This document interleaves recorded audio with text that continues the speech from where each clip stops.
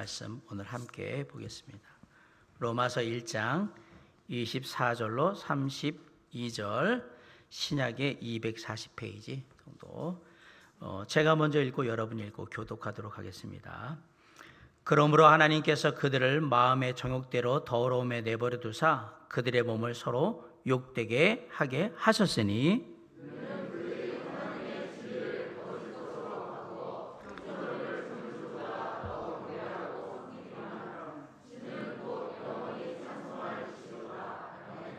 이 때문에 하나님께서 그들을 부끄러운 욕심에 내버려 두셨으니 곧 그들의 여자들도 순리대로 쓸 것을 바꾸어 영리로 쓰며,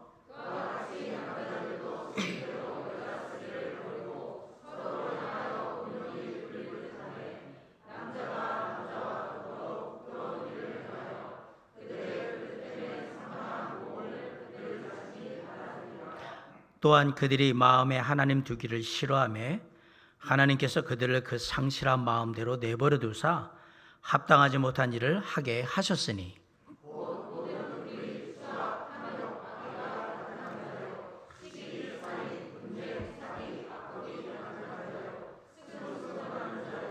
비방하는 자요, 하나님께서 미워하시는 자요, 능욕하는 자요, 교만한 자요, 자랑하는 자요, 악을 도모하는 자요, 부모를 거역하는 자요,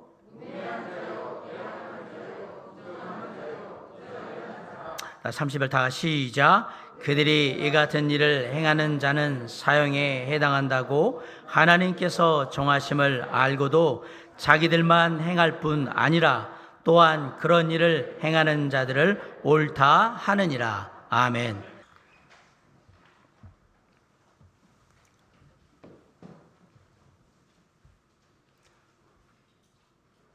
가끔 우리가 TV 뉴스나 일상생활을 다루는 그 TV 프로그램들을 보면 쓰레기를 방치했거나 유기견 또는 유기묘, 개나 고양이 같은 것들을 그냥 풀어놓고 버려버리고 방치하고, 그래서 나는 문제들, 그 다음에 아파트 같은 데는 자전거들을 오랫동안 방치해가지고 나오는 문제들, 그 다음에 어떤 사람들이 집을 살다가 나가는데 그 건물을 다 관리를 하지 않아서 오랫동안 방치가 되어서 폐가가 되거나 아주 위험한 건물이 되는 그런 것들을 그대로 내버려둬서 사회 문제가 되는 그런 이야기들을 종종 TV의 기사나 또 프로그램 속에서 보게 됩니다. 쉽게 말하면, 결론적으로 말해서 방치라는 말은 좋은 의미로 쓰이는 말은 아니고, 방치했을 때의 그 결과는 결코 좋은 결과로 이어지지 않는다라는 사실을 우리가 알게 됩니다. 그런데 공교롭게도 오늘 본문에 보면 우리를 방치하시는 하나님에 대해서 얘기를 합니다. 24절, 26절, 28절에 세 번 계속해서 강조하는 말씀이 있습니다. 우리 24절 한번 다 같이 읽어볼까요? 시작. 그러므로 하나님께서 그들을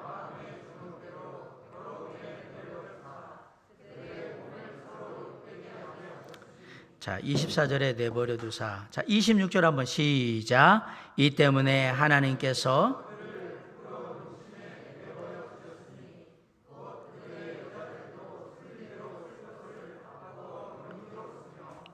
내버려 두셨으니.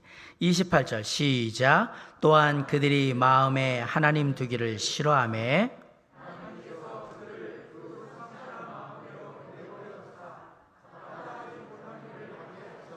네, 24절, 26절, 28절에 계속해서 반복하고 있는 말은 내버려 두셨다라는 말이에요. 저는 이 구절을 보면서 우리 인간들에게 주어지는 하나님의 가장 무서운 형벌이 뭐냐, 그걸 깨닫게 됐어요. 그게 바로 뭐냐면 방치예요. 그냥 내버려 두는 거예요. 그게 제일 무서운 벌이에요. 사람들이 진리를 거짓으로 바꾸고요, 피조물을 창조주보다 훨씬 더 숭배하는 우상 숭배에 빠지면 사람들은 하나님이 없기 때문에 자기가 하나님이 되어서 자기가 원하는 대로 자기 마음대로 그냥 막 살게 되는데, 때로는 하나님께서 그렇게 사람들이 살아갈 때 그냥 내버려 두시고 아무것도 상관하지 않으실 때가 있다라는 말입니다. 이 세상에서 제일 불행한 인생이 어떤 인생인가? 사업을 하다가 실패한 인생일까? 아니면 건강하게 살다가 병든 인생일까? 아니면 열심히 취직 공부했는데 취직이 안 된 그런 인생일까? 아닙니다. 이 세상에서 제일 불행한 인생은 하나님이 방치하시는 인생, 하나님이 그냥 내버려 두시는 인생이 가장 불행한 인생입니다. 그렇게 생각하면 내 인생에 하나님이 간섭하셔서 이렇게 해라 저렇게 해라 얘기하시는 것은 어떻게 보면 우리에겐 감사한 제목이고요, 하나님의 축복이라고 생각이 듭니다. 내 삶에 실패가 있고 그 다음에 질병이 있고 어려움이 있는데 이게 하나님께서 간섭하셔서 나의 삶에 나타난 결과들이라면 그것은 원망하고 불평하고 억울해야 할 게 아니라 하나님이 내 삶에 간섭하셨구나 라는 속에서 얼마든지 우리가 그렇게 바라보면 하나님께 감사할 수 있더라, 그 얘기입니다. 오늘 본문에 하나님께서는 과연 사람들을 어떻게 내버려 두셨을까, 방치하셨을까? 첫 번째는 목적을 가지고 내버려 두셨습니다. 하나님은 분명한 목적을 가지고 우리를 내버려 두셨습니다. 24절 한번 다시 한번 읽어볼게요. 시작. 그러므로 하나님께서 그들을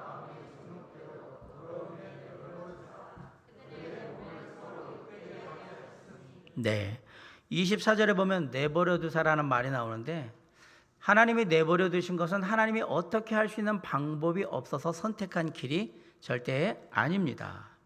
사실 그 부모로서 자식을 기를 때 자식이 세상에서 진짜 갈 때까지 간다 라고 한다면 부모가 손댈 수 있는 건 없습니다.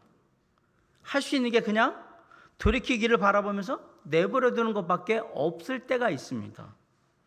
그러다가 내가 더 이상 손을 쓰지 못하는데 그 자녀가 그 사실을 알고 돌이키게 되면 감사한 것이고요, 그러지 말고 돌이키지 못하고 끝까지 간다, 그러면 내가 부모로서 가진 한계가 거기까지밖에 안 되기 때문에 그건 어쩔 수 없는 일이에요. 그러면 하나님께서도 이런 육신의 부모인 우리가 가진 한계와 같은 것 때문에 우리를 그냥 내버려 두고 계신 거냐, 방치하고 계신 거냐? No, 절대 하나님은 그렇지 않다라는 사실입니다. 하나님이 내버려 두셨다는 사실은 하나님의 예비된 심판이 있다, 이 얘기입니다. 물론 하나님이 내버려 두시는 것은 인간이 의도적으로 하나님을 무시하고 하나님을 배반한 것에 대해서 하나님이 반응하신 거예요.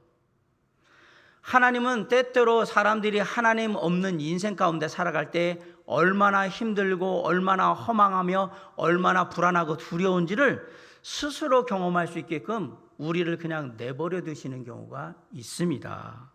바꿔 말하면 하나님의 은혜를 우리의 삶에서 다 거두어 가시는 겁니다. 전혀 은혜가 없는 삶 가운데 그럼 네 마음대로 한번 살아봐라, 네가 원하는 대로 해봐라고 우리를 두실 때가 있단 말입니다.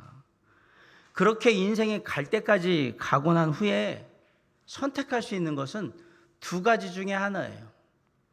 하나님 없이 가본 인생의 허망함, 허무함 속에서 이건 안 된다라고 생각해서 돌이키는 사람이 있든지, 아니면 끝까지 가보면 내가 이런데도 불구하고 하나님이 하나도 안 해주셨어라고 하면서 하나님 앞에 갖은 욕설과 저주를 퍼붓든지, 이 둘 중에 하나예요. 돌이키든지 끝까지 가서 욕하든지.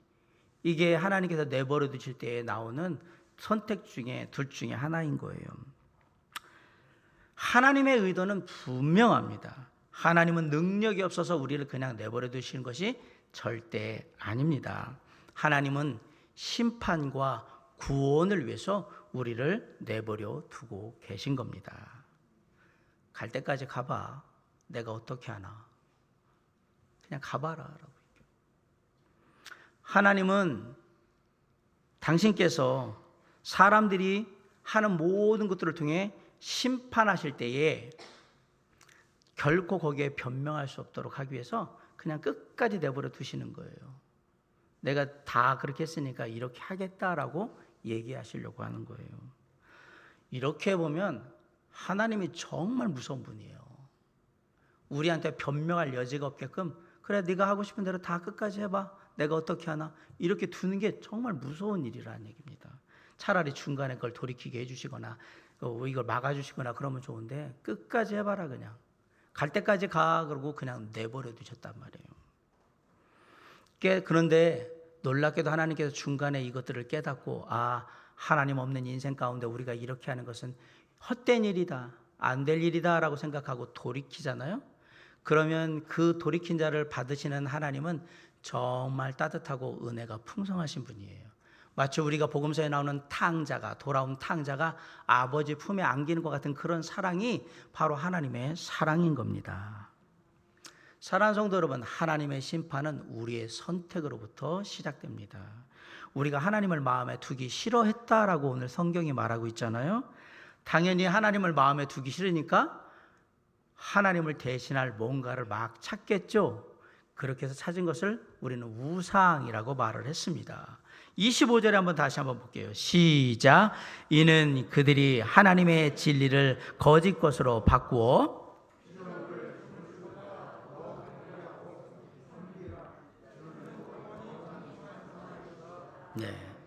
피조물을 조물조보다 더 경배하고 섬기는 거, 이게 우상 숭배죠. 우리들의 욕심으로 우리의 마음을 채우고 우리 마음대로 할 수 있도록 그렇게 눈 감아줄 수 있는 뭔가 하나님을 대신할 수 있는 걸 찾았던 거예요. 그걸 세운 거예요. 그게 우상이에요. 영적인 허무함을 믿음으로 채울 수 있는 것이 아니라 믿을 대상이 없으니까 영적으로 허무한데, 그렇다고 하나님은 채울 수 없고, 그러니까 뭐든 채울 수 있는 걸 찾았던 거예요. 그래서 우상을 숭배했는데, 그중에 어떤 사람들은 자기의 욕심, 탐심으로 그 허무한 마음을 채웠다라고 얘기했죠. 그래서 제가 골로새 3장 5절에 그러므로 땅에 있는 지체를 죽이라 곧 음란과 부정과 사욕과 악한 정욕과 탐심이니 탐심은 우상 숭배니라 라고 말씀을 드렸습니다.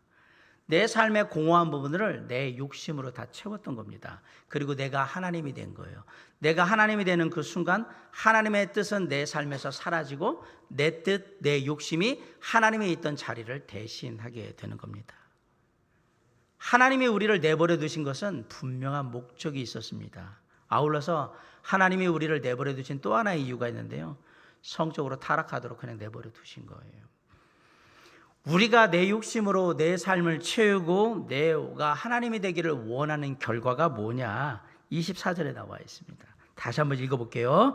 그러므로 하나님께서 그들을 마음의 정욕대로 더러움에 내버려 두사 그들의 몸을 서로 욕되게 했다. 내 삶을 나의 욕심으로 가득 채웠을 때에 삶에 맺히는 열매 중에 가장 쉽게 드러나는 게 뭐냐? 그게 성적인 죄예요. 지금 우리가 살고 있는 세상에서 가장 많이 듣고 가장 많이 보고 가장 혼란스러운 문제가 과연 뭘까? 이 성적인 타락, 물러남입니다. 정말 성적으로 자유분방한 그런 시대에 우리가 살고 있습니다. 예전에는 보고 즐기는 성이었다면 이제는 사고 파는 성으로 성의 문화가 바뀌고 있습니다. 2016년에 한국형사정책연구원에서 발표한 국내 성매매 시장 규모가 얼마냐, 산업 규모가 아마도 30조에서 37조 원 정도가 될 거라고 했어요. 2016년도 통계입니다. 그런데 그때 이거 발표될 때도 이거보다 훨씬 많을 거라고 그랬어요. 그럼 2022년대는 지금은 얼마나 커졌을까? 엄청 커졌겠죠. 2020년 통계청에서 발표한 우리나라의 성범죄 발생 한 해 건수가 19년에인 거죠. 158만 7,866건입니다. 거의 160건 정도, 160만 건 정도 되는데 여기에 하나가 빠져 있습니다. 성풍속 범죄라는 게 빠져 있어요. 쉽게 말하면 영상으로 촬영을, 사진 같은 거 동영상으로 촬영해서 유포하고 한 것들은 빠져 있는데, 그래서 나온 범죄들이 6만 건이에요. 이거는 세 발의 피해요. 여러분 아는 N번방 사건이나 이런 것들은 아직도 해결이 안 되고 있어요. 사실 이런 성산업들은 찾는 사람이 없으면 금방 망하는 사업들이에요. 그런데 창세 이후로 이 성산업은 지금까지 점점 더 그 규모가 커졌고, 그 성문화를 찾는 연령도 다양해지면서 아주 연령이 어려지기까지 하면서 이렇게 커졌지 한 번도 없어진 적이 없습니다. 성경이 그것을 증명해주고 있잖아요. 그럼 왜 사람들이 자꾸 이런 성적인 것들을 찾느냐? 삶이 점점 더 허무하다고 느끼기 때문에 그 허무함을 채울 수 있는 뭔가 즐거움, 쾌락들을 막 찾는데 가장 쉽게 할 수 있는 것이 성적인 것이었던 거예요. 사람들은 삶의 허무함이 강해지면 강해질수록 성적인 것에 더욱더 집착하게 될 겁니다. 예나 지금이나 사람은 바뀐 게 하나도 없습니다. 내 몸을 내 것으로 생각하고 내가 내 마음대로 할 수 있는 내 소유라고 생각하는 사람들은 그냥 자기 몸을 자기 마음대로 하고 싶었던 겁니다. 그런데 이러한 삶이 언뜻 보기에는 자유로운 삶 같아 보이지만 이것은 하나님의 심판이 예정된 삶이라는 것을 잊으시면 안 됩니다. 이렇게 내 몸을 내 마음대로 한다는 생각 때문에 일어나는 성적인 타락의 단적인 예가 뭐냐? 오늘 본문에 나오는 동성애였던 거예요. 우리 26절, 27절 다 같이 한번 읽읍시다. 시작. 이 때문에 하나님께서 그들을 부끄러운 욕심에 내버려 두셨으니.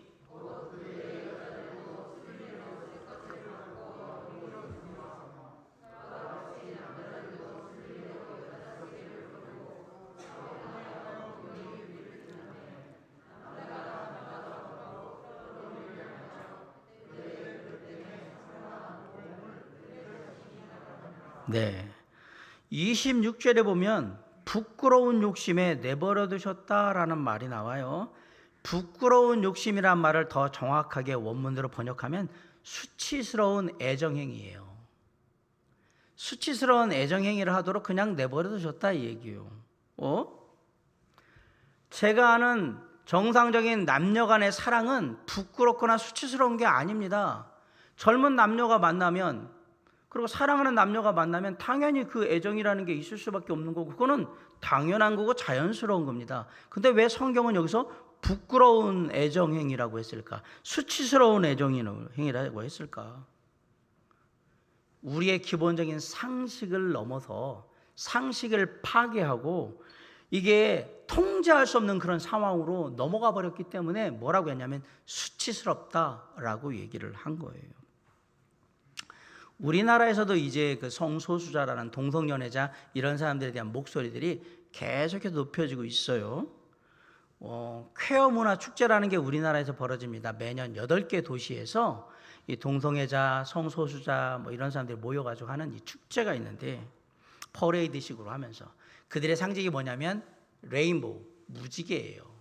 노아의 방주가 열린 다음에 무지개가 보이잖아요. 하나님의 약속인데 그걸 차용해서 그들이 이 땅에 하나님의 약속과 같은 그 새로운 약속이 뭐냐? 그게 우리가 자유롭게 그 모든 것들을 즐기는 시기가 되는 거예요. 물론 인천도 거기에 빠지지 않고 2018년도부터 퀘어 문화 축제를 하고 있습니다. 이 사람들은 성이라는 거는 내가 물건을 고르듯이 그냥 내가 원하는 대로 고르는 거지, 내가 남자가 남자를 고르든 여자가 여자를 고르든 그런 게 문제는 아니라고 생각하는 거예요. 두 번째, 남자와 여자가 꼭 결혼해야 된다는 것은 아주 전통적인 고리타분한 그런 생각이라고 얘기합니다. 놀라운 것은 점점 더 이런 주장을 듣고 사람들이 거기에 관대해지고 있다는 얘기입니다. 그러면서 얘기해요. 막 요즘 아시는 여러분들이 아니면 뭐 교양 있고 조금 더 배웠고 학식 있다는 사람들이 얘기하면 성소수자에 대해서, 동성애자에 대해서 아주 관대하고 너그러운 태도를 막 보여주고 그런 것들을 삶에 바라보고 이렇게 하는 것들은 우리가 좀 사회가 변해야 됩니다. 이렇게 얘기하면서 각자가 개인이 책임지고 알아서 할 일이지 그것을 국가나 뭐 어떤 기관이나 우리들이 뭐라고 할 일은 아닙니다. 이렇게 얘기해요. 사실 이렇게 된 데는 삶의 절대적인 기준이 없기 때문에 그래요. 근데 그런 사람들한테 이렇게 물어봅니다. 그럼 혹시 당신 며느리가 남자 며느리가 들어오고 당신 사위가 여자 사위가 들어오는 건 어떻게 생각하십니까? 그건 안 됩니다. 그건 안 됩니다. 이 사람들 마음은 이런 거예요. 설마 우리 집에 남자 며느리가 들어오고 여자 사위가 들어올 일이 있나? 이런 것들은 못 배우고 문제 있는 가정에서 자란 아이들이, 자녀들이 하는 짓이지 우리 애들은 절대 그런 일이 없어. 이거 남 일이니까 나는 이 부분에 대해서는 솔직히 관계없으니까 어떻게 얘기해도 상관없어라는 마음이 그 안에 깔려 있는 거예요.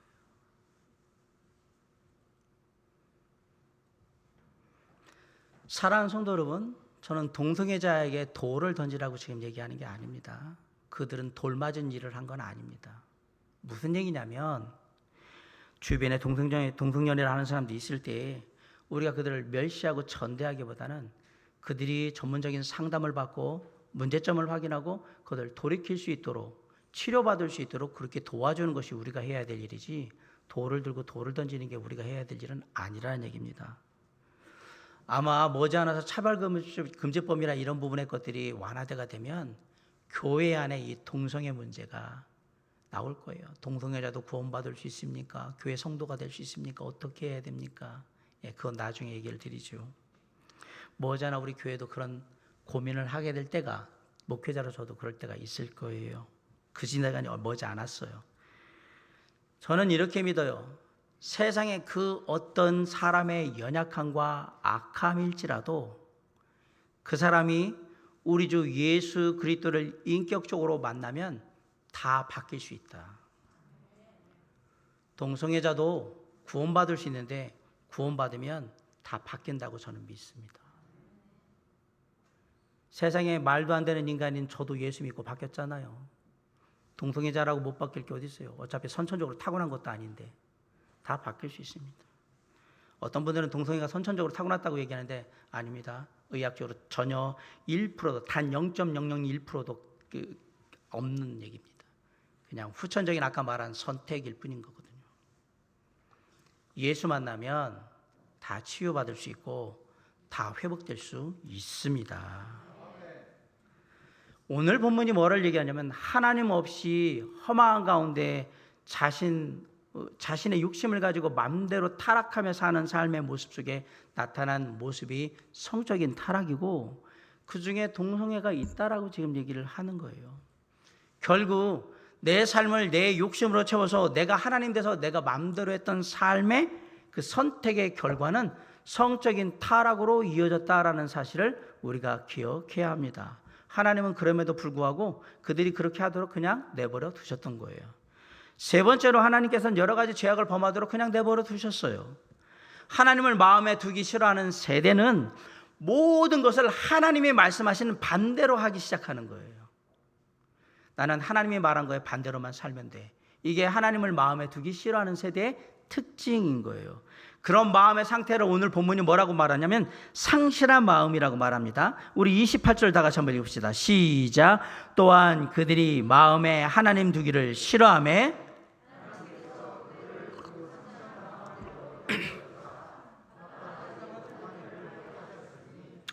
상실한 마음? 그럼 뭘 상실했다는 얘기입니까? 쉽게 생각하세요. 하나님의 말씀, 하나님의 기준, 그냥 하나님을 잊어버렸다. 하나님에 관한 것이 없어져 버렸다 이 얘기입니다. 하나님을 자신의 마음에 두기 싫어하는 사람들은 하나님을 의도적으로 없애버리는 거예요. 상실하는 거예요. 그러한 사람들이 범한 게 뭐였어요? 우상을 숭배하고 성적으로 타락한 거예요. 아울러 이제 뭐까지? 여러 가지 갖은 죄악을 다 저지르기 시작하는 거예요. 하나님을 상실한 사람들은 가치 없는 것에, 잠깐 있는 것에, 보이는 것에 몰두하기 시작하는 겁니다. 그런데 사람이 그렇게 가기 시작하면 하나님은 끝까지 갈 때까지 그냥 내버려 두실 수밖에 없는 거예요. 아까 제가 자녀를 얘기했죠. 갈 때까지 그럼 가봐라. 그런데 오늘 본문에 보면 놀라운 사실을 우리가 알게 돼요. 사람이, 인간이 타락하는 곳이 과연 어디일까? 우리가 아는 뭐 어디 음침한 뒷골목일까? 아닙니다. 24절, 28절 다 보세요. 사람이 타락하는 곳은 마음이었던 거예요. 자기 마음. 바꿔 말하면 그 사람의 마음이 타락했기 때문에 이 타락한 마음을 가지고 가서 그 사람이 하는 모든 일들은 타락한 일, 오늘 본문에 말하면 합당하지 못한 일, 곧 죄악이 되어버렸던 겁니다. 오늘 본문 29절로 31절은 이 합당하지 못한 일들, 그 죄악에는 어떤 것들이 있는지를 우리에게 쭉 보여줍니다. 먼저 이 죄악에도요, 뿌리 역할을 하는 것들이 있어요. 나로 하여금 죄악된 일들을 하도록 쭉쭉쭉쭉 그 마음을 갖게 만드는 것들. 29절 상반절에 곧 모든 불의와 추악과 탐욕과 악의가 가득했다라고 하는 말입니다. 이것들이 우리 안에 죄악을 이렇게 하도록 계속 마음을 빨아들이는 거예요. 그러면 이것들로부터 이제 물을 공급받고 여기서부터 줄기가 쭉 나가는, 죄악의 줄기가 나가거든요. 그 죄악의 줄기가 바로 29절 하반절에 있는 시기, 살인, 분쟁, 사기, 악도 이런 거예요. 자, 줄기가 나갔으니까 다음에는 뭐예요? 죄악의 가지가 치겠죠. 그 가지가 12가지가 나왔어요. 29절 하반절에 수근수근 하는 거, 30절에 비방하는 거, 30절에 하나님께서 미워하시는 일을 하는 거, 능욕하는 거, 교만한 거, 자랑하는 거, 악을 도모하는 거, 부모를 거역하는 것, 31절 우매한 것, 배약하는 것, 약속을 배반하는 것, 무정한 자, 무자비한 것, 다 죄악의 목록들입니다. 여기에 언급한 12가지의 죄악의 목록 중에 단 하나도 안 걸리시는 분 마음속에 한번 생각해 보세요. 있을까요 과연? 혹시 여러분은 몇 개나 걸리십니까? 여기 해당이 되십니까? 마음속으로 세세요. 저 몇 개라고 얘기하지 마시고 마음속으로 세세요. 개인적으로 저는 이 12가지 죄의 목록 12개 다 조금씩은 다 걸리는 것 같습니다. 목사님 실망인데요. 12개를 다 조금씩이라도 다 걸리는 목사님을 제가 담임 목사님으로 두고 있는 게 진짜 좀 창피하고 실망스러운데요. 그렇게 생각하시는 성도님들이 계실까 봐 제가 이렇게 말씀드리고 싶습니다. 누가복음 6장 42절. 너는 네 눈 속에 있는 들보를 보지 못하면서 어찌하여 형제에게 말하기를 형제여 나로 네 눈 속에 있는 티를 빼게 하라 할 수 있느냐. 외식하는 자여 먼저 내 눈 속에서 들보를 빼라. 그 후에야 네가 밝히 보고 형제의 눈 속에 있는 티를 빼리라. 이 말씀에 전혀 찔림이 없는 분이 저를 욕하시면 되는 거예요. 아무리 구원받은 하나님의 자녀라고 할지라도 늘 하나님과 가까이 할 수는 없습니다. 어느 순간 우리가 가까이 하지 못하고 하나님과 떨어져 있는 그 순간 우리는 쉽게 연약해지고 쉽게 죄악에 무너질 수 있는 겁니다. 얼마든지. 죄악은 믿는 자나 믿지 않는 자나 그 누구도 예외가 될 수 없다라는 사실을 잊지 마시기 바랍니다. 아무리 우리가 하나님을 믿는 그 구원받은 그리스도인이라 할지라도 우리가 늘 하나님을 가까이 하지 않으면 얼마든지 쉽게 죄악에 더럽혀질 수 있다라고 지금 로마서는 얘기하는 거예요. 내가 예수 믿는다는 것이 죄악으로부터 나를 자동으로 면역시켜주는 게 절대 아니라는 사실이에요. 예수 믿으면 죄 안 짓는다고요? 누가 그렇게 얘기했어요? 그렇다면 사도 바울이 왜 구원받고 나서도 내가 죄인 중에 괴수라고도 왜 얘기했겠냔 말이에요. 예수 믿으면 다 죄가 자동으로 면제되고 다 방역이 된다? 전혀 아닙니다. 예수 믿는 것과 죄악을 범하는 건 별개의 문제입니다. 우리가 그래서 하나님의 자녀가 된 것은, 죄인 된 우리가 하나님의 자녀가 된 것, 그건 전적인 하나님의 은혜로 이루어진 결과예요. 에베소 2장 8절 너희는 그 은혜에 의하여 믿음으로 말미암아 구원을 받았으니 이것은 너에게서 난 것이 아니요 하나님의 선물이라. 은혜로 구원받은 거예요. 은혜로. 우리는 구원받은 하나님의 자녀로서 예수 그리스도를 따라 하루하루 주님의 삶을 닮아가는 과정 가운데 있는 겁니다. 우리가 주님의 삶을 배우고 그 과정을 가잖아요. 배우는 과정 속에서는 실패도 있을 수 있고 실수도 있을 수 있는 겁니다. 삶에서 우리가 실패하고 실수했다, 그거 다 죄악 때문에 이런 일들이 아닙니다. 근데 우리가 누군가 실패하고 실수하고 잘못되면 거봐, 내가 이러고 안 하더니 그렇게 될 줄 알았어. 그렇게 죄 짓더니 하나님이 내가 심판할 줄 알았다. 이렇게 다 얘기하시면 안 됩니다. 우리는 우리 주 예수 그리스도를 닮아가는 삶을 살아가는 과정 가운데, 배워가는 과정 가운데 있는 것이고, 배워가는 속에서는 얼마든지 부족한 면을 드러낼 수 있다라는 사실이에요. 죄 지어서 다 실패하고 다 실수하는 거 전혀 아니에요.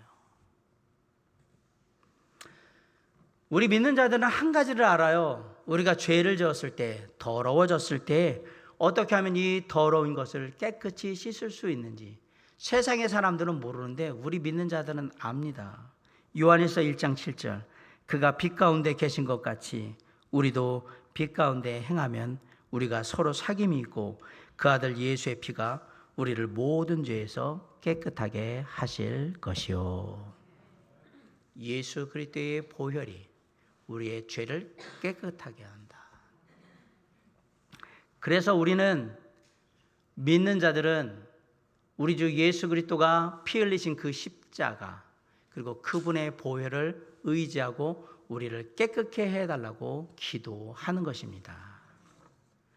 주 예수 그리스도의 보혈로 우리가 죄 씻음을 받고 나서도 날마다의 삶 가운데서 그 죄악된 것을 깨끗이 씻기 위해서 주님의 십자가의 보혈의 은혜를 다시 구하는 거예요.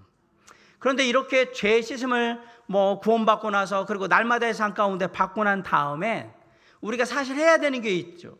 뭐냐? 절대로 그 더러운 죄악의 상태에서 계속 머물러 있으면 안 됩니다. 깨끗함을 받는 것만큼이나 중요한 게 뭐냐? 그 다음에 어떻게 하느냐가 중요해요. 어느 집에 꼬마 둘이 있었습니다. 그 꼬마들이 집안 마당에 나가지고 흙장난을 하기 시작했어요. 옷은 흙으로 다 더러워졌고요. 얼굴에도 흙탕 튀고 막 더 지저분해졌어요. 그걸 본 엄마가 이제 들어와, 그만하고 들어와라 그랬어요. 그래서 미처 다 하지 못한 흙장난을 놓고 두 아이가 들어갔습니다. 엄마가 깨끗이 욕실에서 깨끗이 닦여가지고 뽀송뽀송하게 해가지고 새옷까지 딱 입혀놓고 놀아라 그랬는데 엄마가 잠깐 한눈 파는 사이에 후다닥 나가더니 문 열고 나가가지고 미처 하지 못했던 흙장난을 계속하기 시작하는 거예요. 깨끗하게 해주면 뭐합니까? 또 더러워져. 깨끗하게 해줬어도 다시 더러운 것을 하게 되면 또 더러워지는 거예요. 그럼 계속 더러운 것에 그대로 머물러 있지 않으려면 그걸 안 해야죠. 다른 새로운 것을 해야 하는 거예요. 에베소 4장 22절로 24절은 그래서 이렇게 얘기합니다. 너희는 유혹의 욕심을 따라 썩어져가는 구습을 따르는 옛사람을 벗어버리고 오직 너희의 심령이 새롭게 되어 하나님을 따라 의와 진리의 거룩함으로 지으심을 받은 새 사람을 입으라. 죄악을 쫓던 옛사람의 습관을 과감하게 벗어버리고 새롭게 되어 새 사람 예수 그리스도로 옷 입어서 예수 그리스도를 닮아가는 삶을 살아라 라고 지금 얘기하는 거예요. 과거의 죄악된 습관은 보이는 즉시, 아는 즉시, 느껴지는 즉시 무조건 다 버리셔야 하는 겁니다. 그리고 새롭게 되어서 예수 그리스도라는 새 옷을 입으셔야 하는 겁니다. 되게 남자들보다는 여자분들이 옷 욕심이 많죠.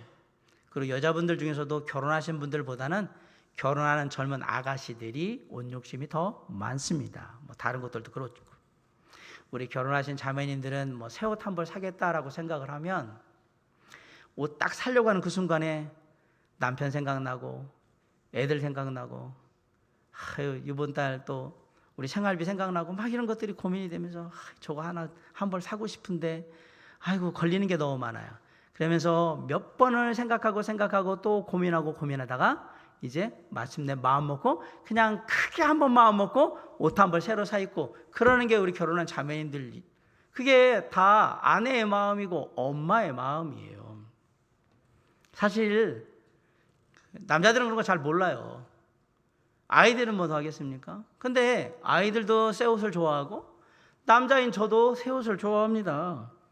저라고 헌 옷만 입고 싶겠습니까? 새 옷 입고 싶겠지? 문제는 새 옷을 사서 입으려고 그러면 그만큼 새로 사는 돈이 들고 요즘은 그 돈도 웬만한 좋은 거 사려면 만만치 않다라는 사실을 알고 있어요. 그게 문제인 거예요. 날마다 새 옷을 입고 싶죠. 자, 이제부터 날마다 새 옷 입고 싶어하는 세상의 모든 남자와 여자, 세상의 모든 사람들에게 날마다 공짜로 그것도 아주 엄청 비싼 옷을 입을 수 있는 초대박 꿀팁을 알려드립니다. 적으시기 바랍니다. 초대박 꿀팁. 어떻게 하면 공짜로 날마다 새 옷을, 아주 비싼 옷을 입을 수 있을까? 로마서 13장 14절. 오직 주 예수 그리스도로 옷 입으라. 주 예수 그리스도로 날마다 옷 입으시기 바랍니다. 이 옷, 예수 그리스도의 옷, 엄청 비싼 옷인데, 진짜 말할 수 없이 비싼 옷인데 공짜입니다. 그리고 24시간 아무 때나 입을 수 있습니다. 365일 한 번도 다친 적이 없어요. 늘 열려 있어요. 여러분, 날마다 새 옷을 입으세요. 예수 그리스도라는 새 옷, 이 비싼 옷 입으세요. 명품의 명품. 이만한 명품이 어디 있어요? 세상에서 이거보다 비싼 옷은 없어요. 이게 예수 그리스도의 보혈로 죄악에 더러워진 것을 깨끗이 씻고 난 후에 더 이상 다시 더러워지지 않고 우리가 주님 안에서 온전한 삶을 이루는 가장 좋은 비결입니다. 물론 우리가 옛 습관과 새 습관을 바꾸려면, 새롭게 되려면 거기에는 엄청난 갈등이 있어요. 내 내면의 갈등도 있지만 주변의 사람들이 그렇게 내버려두질 않고 우리한테 이렇게 얘기해요. 야, 죄 지었다고 다 지옥 가는 거 아니야. 안 죽어. 다 그렇게 조금씩 죄 지으면서, 그리고 또 때로는 저 사람이 죄 짓는 거 알면서도 서로 그냥 조금씩 눈 감아주면서 그렇게 사는 거야. 그게 사람 사는 거다? 세상살이는 다 그런 거다? 야, 너만 그렇게 빡빡하게 굴지 말아라. 이렇게 얘기하죠. 그 말씀이 32절이에요. 그들이 이 같은 일을 행하는 자는 사형에 해당하다고. 죄를 범하면 그 죄의 삭시 사망이잖아요. 하나님께서 정하심을 알고도 자기들만 행할 뿐 아니라 동지를 찾아요. 또한 그런 일을 행하는 자들을 옳다는 일을. 나만 죽을 순 없잖아요. 그러니까 뭐라 그래요? 너도 해봐. 재밌다. 그리고 조금씩은 죄 짓고 살아도 되는 거다. 그러면서 얘기해요.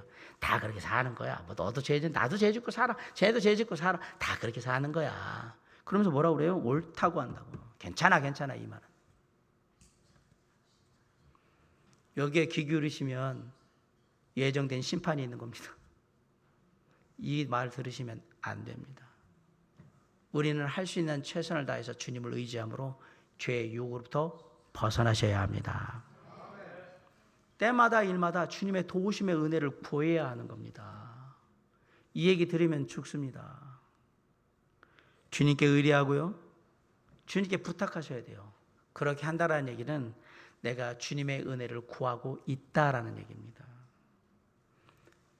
사랑하는 성도 여러분, 오직 은혜로만 예수 그리스도를 닮아갈 수 있는 거예요. 내가 의지를 가졌다고 해서, 내가 노력한다고 해서 내가 예수를 닮을 수 있는 게 아니에요. 다시 한번 말씀드립니다. 내가 정말 굳건한 의지, 강한 의지를 가지고 있어. 내가 열심히 노력할 거야. 그래도 당신은 안 바뀝니다. 제가 쉽게 얘기해 드릴게요. 내일 아침 새벽 5시에 여기 새벽 기도 할 테니까 여기 지금 제 설교 들으신 분은 다 오시기 바랍니다. 몇 분이나 오실 수 있을 것 같아요? 몇 분은 나오시겠죠? 여러분 내일 새벽 5시에 나와서 여기 일어나려면 집에부터 몇 시간 걸리니까 얼마 걸리니까 해야 되겠지. 이거 일어나는 게 쉬운 줄 아세요? 제가 분명히 말씀드립니다. 여러분 새벽에 일어나는 것조차도 여러분 의지대로 안 되고 여러분이 노력한다고 되는 일이 아니에요. 잘 들으세요. 새벽에 일어나는 것조차도 내 마음대로 못하는 주제에 어떻게 나를 바꾼다는 얘기예요. 좀 웃긴 얘기는 그만 좀 했으면 좋겠어요. 어떤 사람은 제가 뭐 세상을 바꾸겠습니다, 이 나라를 바꾸겠습니다, 이 사회를 바꾸겠습니다. 제가 얘기해요. 너나 바뀐 다음에 얘기하란 말이에요. 사랑하는 성도 여러분, 우리가 의지를 갖고 노력한다고 해서 우리가 변하는 게 아닙니다. 오직 우리 주 예수 그리스도의 은혜가 임해야만 우리가 바뀌는 겁니다. 그건 우리가 할 수 있는 일이 아니에요. 세상을 속이는 거예요. 네가 할 수 있다고. 아니요, 성경은 말해요. 우리는 안 된다고 얘기하는 거예요. 그래서 주님의 전적인 은혜가 필요한 겁니다.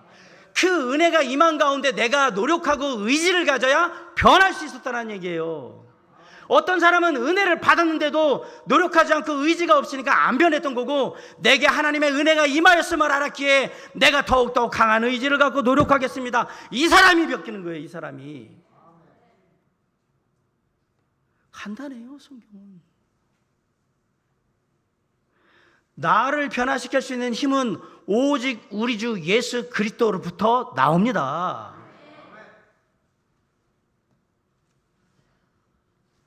이 사실을 모르기 때문에, 이 사실을 부인하기 때문에 죄악으로 가는 거예요.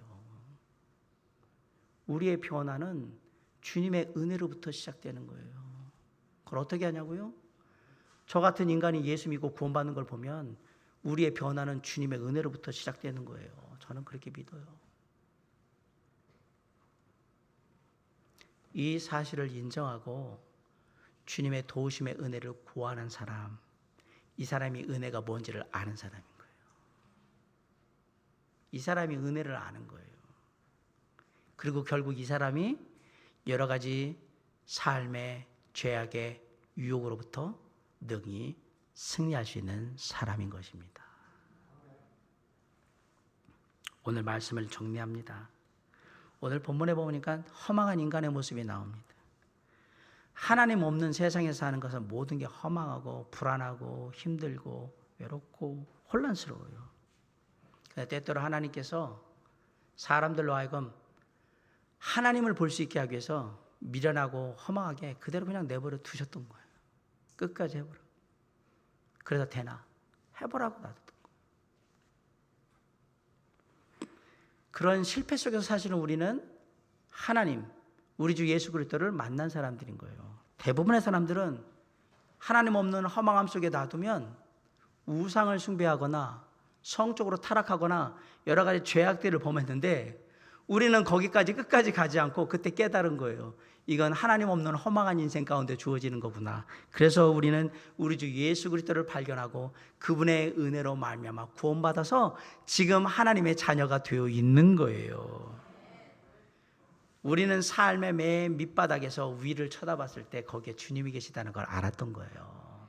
그래서 구원받았던 거고, 아직도 많은 사람들은 자신의 인생이 죄악의 밑바닥에 있다는 생각을 안 하고, 얼마든지 내가 이 죄악으로부터 벗어날 수 있다, 이건 내가 해결할 수 있다, 얼마든지 내가 노력하면 된다라고 생각하니까 하나님을 보지, 주님을 보지 않았던 겁니다. 사랑하는 성도 여러분, 주님이 우리 모두의 소망이 됨을 잊지 마시기 바랍니다.